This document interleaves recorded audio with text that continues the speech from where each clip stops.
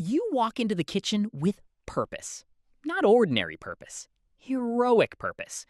You cross the doorway, stop, and suddenly have no idea why you're there. Food? Water? Revenge? You open the refrigerator, hoping the answer is hiding behind the milk. It isn't.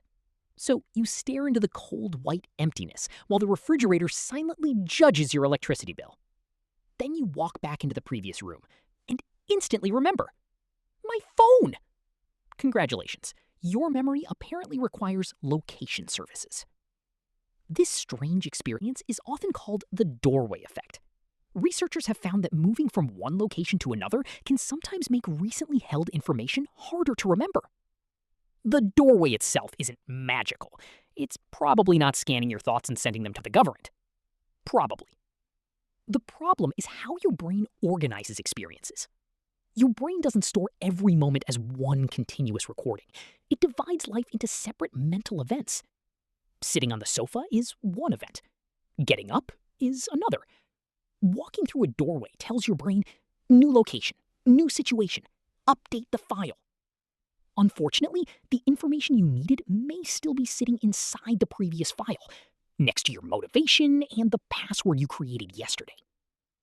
Imagine your working memory as an exhausted office employee. You tell it, take this important thought to the kitchen. It stands up, carries the thought toward the door, and crosses into the next room.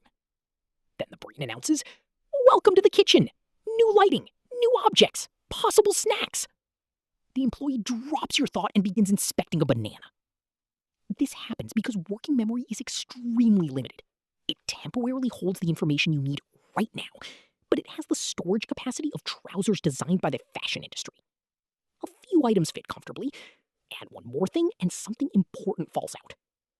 Changing rooms introduces new visual information.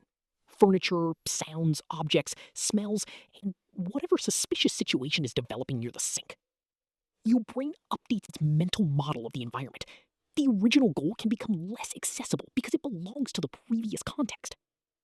In experiments, researchers have asked people to carry objects to virtual or physical rooms.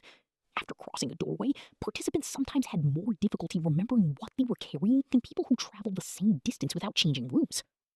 The distance wasn't necessarily the main issue. The boundary between environments mattered.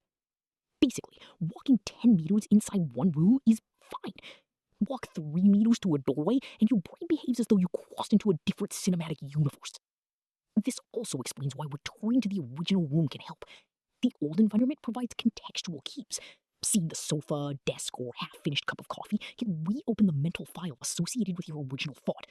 Your brain looks around and says, oh yes, we were being productive. This is similar to revisiting the location where you misplaced something. You return to the scene, recreate your previous actions, and suddenly remember placing your keys somewhere extremely safe.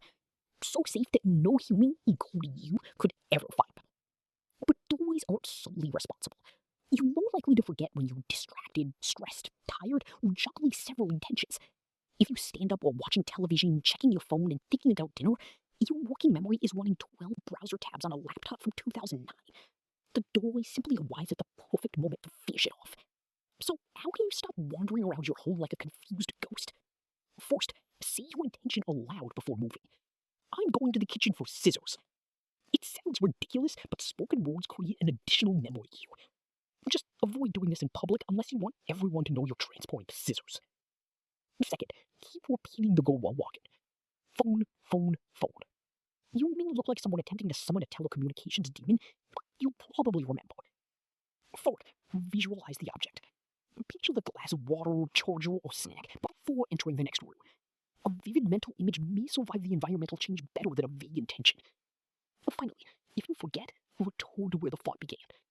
Don't stay in the kitchen interrogating random appliances. Go back, recreate the context, and give your brain another chance to locate the correct file. Forgetting after entering a room doesn't necessarily mean your memory is failing. It often means your brain is doing something useful, dividing a complicated world into manageable events. It just occasionally closes the document without saving. So the next time you walk into a room and forget why, don't panic. False. Go back. Walk around. And when the memory returns, complete the mission immediately, before another doorway deletes it again.